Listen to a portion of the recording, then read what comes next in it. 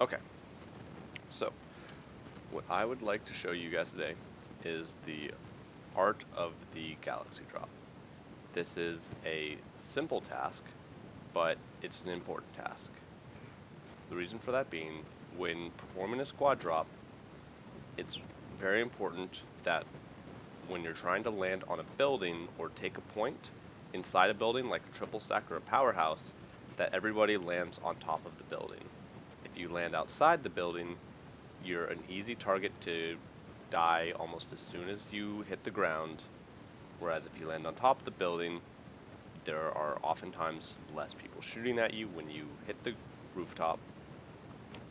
You have cover from up there, uh, and you can move in at the right time. Um, so this is very simple, but I'm going to show everybody what you do. Is you'll want to look at your mini-map when you're doing this. In fact, I don't know if you can do it straight from the map. I don't think you can. I would recommend just using the mini-map. And what I like to do is I like to maximize my mini-map. You don't have to do this, but it's what I like to do. To maximize your mini-map, the default key is H. If you've rebound it to something, you go ahead and press whatever button that is. I also like to use the bracket keys, which are the default keys to zoom in and out on your mini-map. So what I like to do is I like to expand my mini-map out as far as it can go. And I wait until I see my marker, which should be directly on the point I want to land.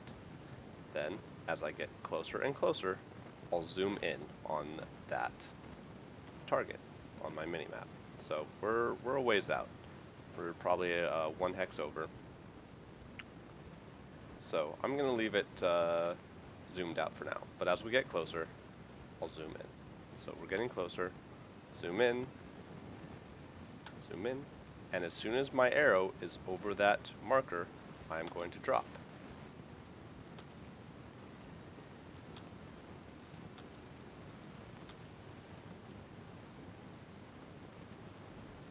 You don't have any inertia.